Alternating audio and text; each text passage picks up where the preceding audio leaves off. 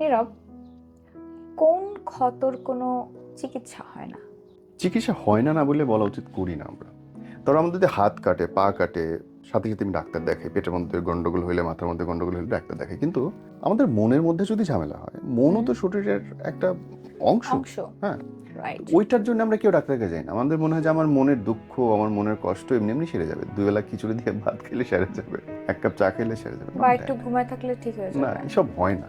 মনের ডাক্তার লাগে, মানসিক হেল্প লাগে, সাপোর্ট লাগে। এবং আমার মনে হয় যে আমরা যতটা না এখন অসুখে মরছি, তার চেয়ে বেশি মরছি মনের ভেতরের চাপানো যন্ত্রণা থেকে। এবং মনের অসুখই আসলে সব অসুখের স্রষ্টা বলা যেতে পারে। Take care of your mental health.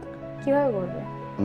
যারা মানসিক ডক্টর আছেন, যারা মানসিক স্বাস্থ্য নিয়ে কাজ করে, যারা কাউন্সিলর, যারা লাইফ কোচ, এদের সাথে বসতে হবে।